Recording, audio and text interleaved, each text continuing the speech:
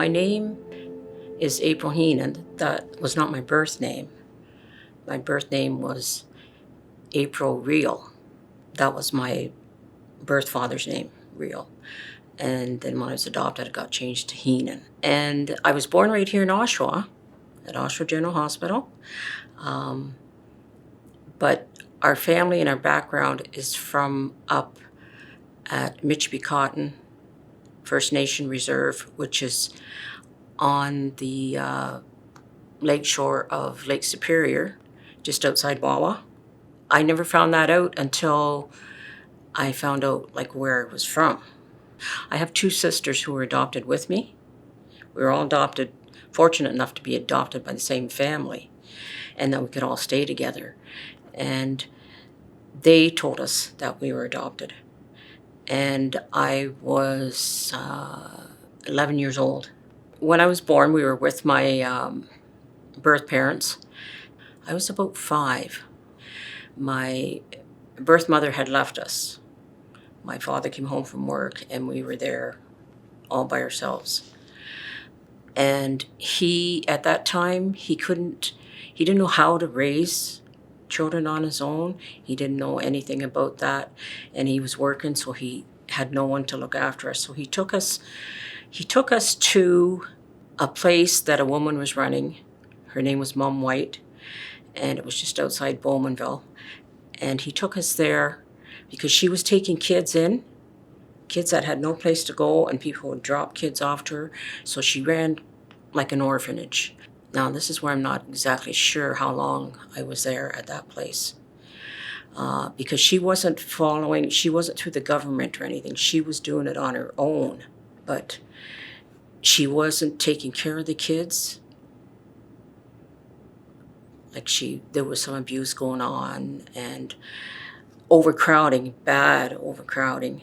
And the police come in one night, in the middle of the night, came and got all the kids out of there, took all the kids out of there.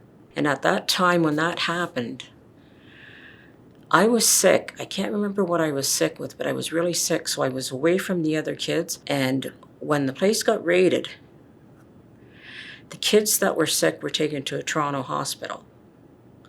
Now, my 2 younger sisters, they were taken to the Carmelite convent. I was at the hospital until I was better over my sickness, and then they took me to the Carmelite convent to be with my sisters. I wasn't really in a accredited residential school. When we were taken to that Mum White's place, to me, that was a lot like what the schools would have been like. Like, we had to do different chores and different things, and if you didn't do it, you got punished. You'd either get sent to bed with no dinner, or if it was something more tragic, like maybe breaking something as a mistake, an accident, then you got the beating. And I always looked out for my sister, so if they made a mistake or something happened with them, I would jump in and say that I did it, so that it wouldn't be brought back on them, that it was brought back on me. And because of her place was so overcrowded that you didn't get a lot of food, because what they had to be shared with all the kids, and there was a lot of kids there. She had a lot of kids in that place. When we went to the convent, you all had to sit. It wasn't just Native kids. There was different kids. But the Native kids got treated the worst. Because of my age, there was really no schooling then for the younger kids. So we would have to go about doing chores while the school kids got their schooling. We would have to do the chores, like wash the floor, wash the windows, wash the walls, like whatever they wanted to be washed, we had to do it. So we would spend quite a few hours doing that. And after lunch, you got to have a bit of a playtime. All the kids could hang out outside in the yard and play together. Because there was only a few Native kids there, we would get picked on. The white kids would pick on us.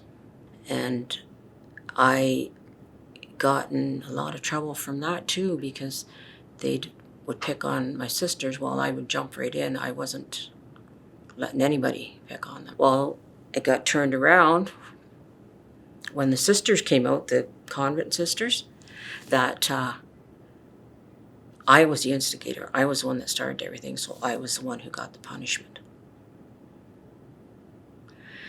And at the convent, their punishment was more of the strap, using the strap on your hand, or the strap wherever they hit you.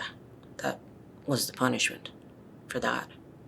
And then we'd be sent to bed. Like, I'd be sent to bed.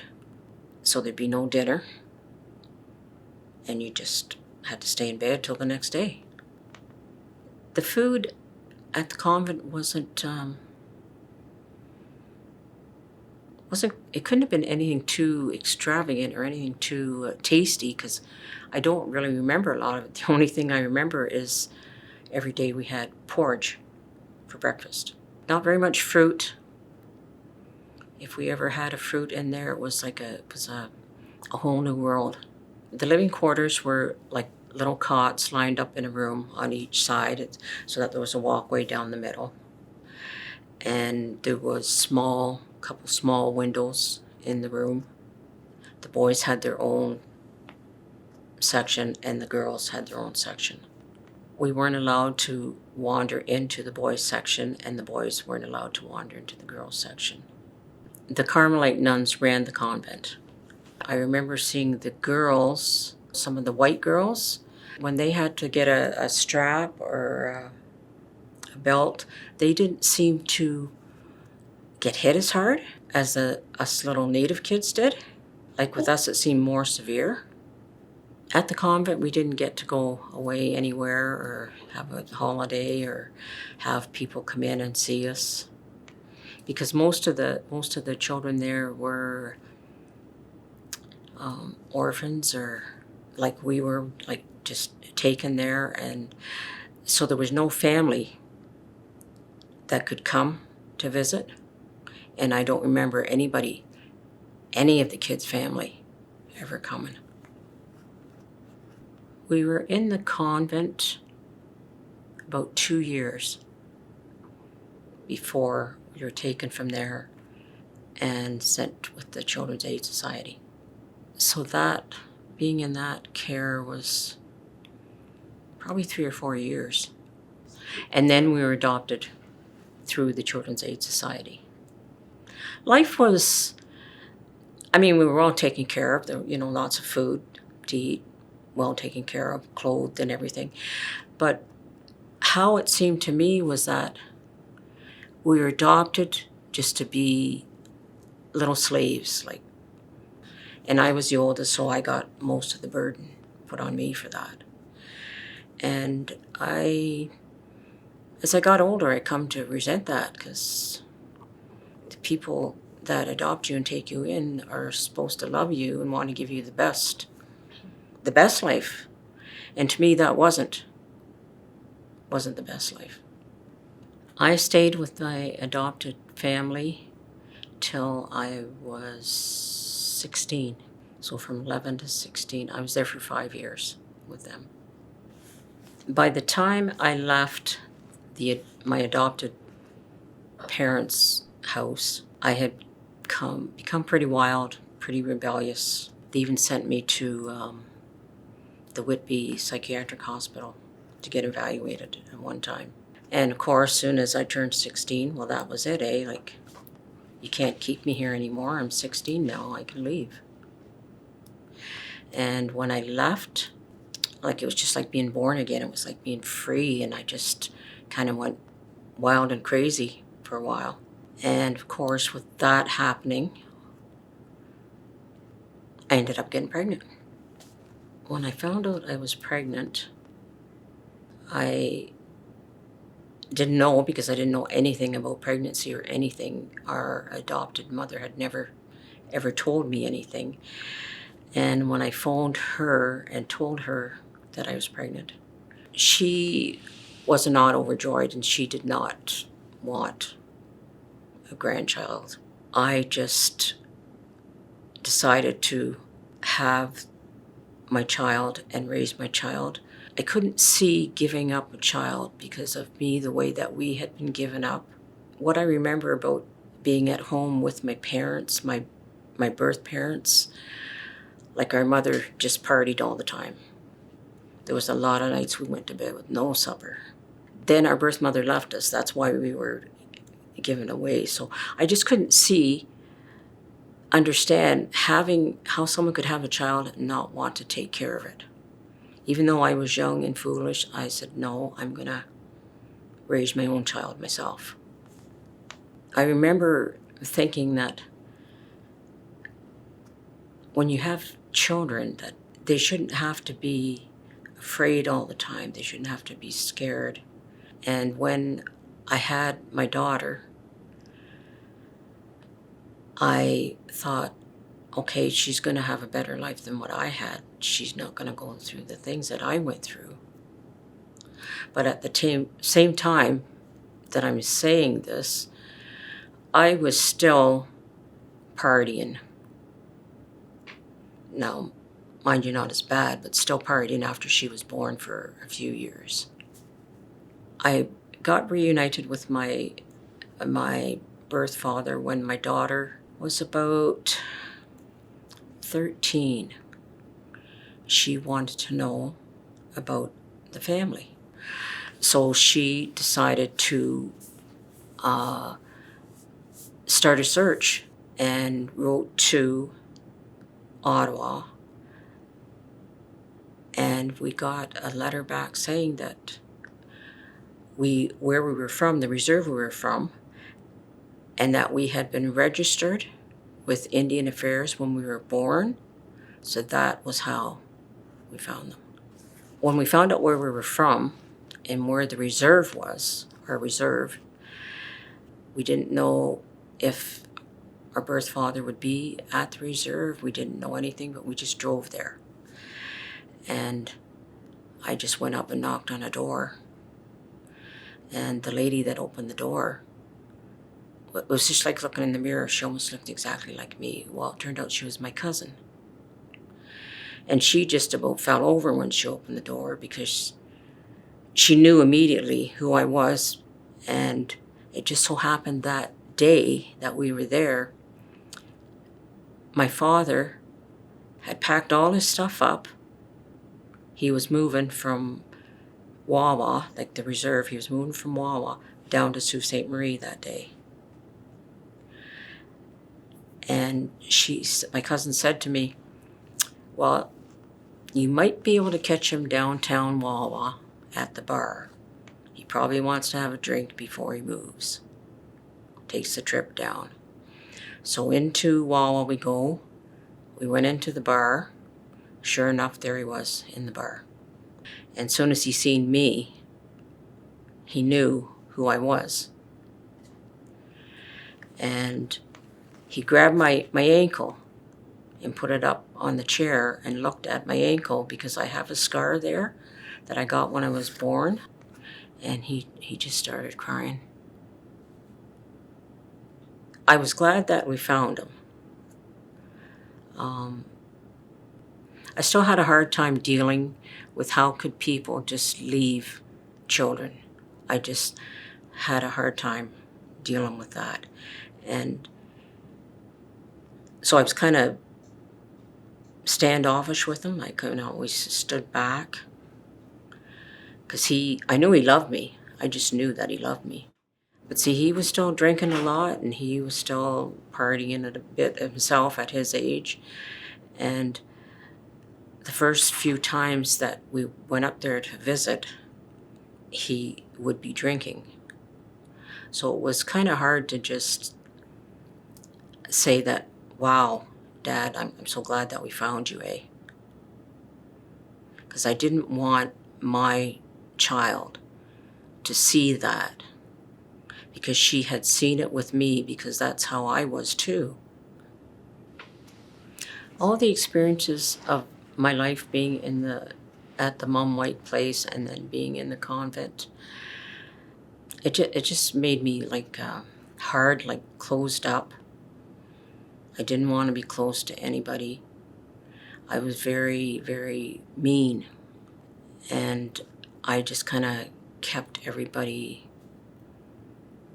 like away, like at a distance, so they couldn't get close to me. And I think a way I coped with that was by the drinking and the drugs. The drinking and the drugs started before I had my daughter, and I stopped drinking and drugs when she was 15. So I thought, I gotta stop this so that I can make sure that she goes on the right path. And when I quit the drinking and the drugs, mind you, it took me a few years. I had to have help. I had to go to AA, go to meetings for quite a few years to get my life back, that I could take care of myself again and take care of my daughter. The thing that helped me overcome my hatred and my being so closed up didn't happen until I started going to AA. I learned there that you have to be more open, you have to try and understand people, but more than that, you have to know yourself. You have to say, okay, who am I? And how can I be better? And one of the big things was you have to let the past be in the past. Truth and reconciliation. To me, it means we have to teach our kids, but not only our kids, all kids everywhere, about how all those things could happen to us as we were growing up. Kids are the best people now to teach that to, because they want to know. They're like little sponges. They want to know all this stuff, and they want to understand why and how that could happen. We have to start teaching to the kids in the school systems. Now, I find sometimes that it's the adults that are harder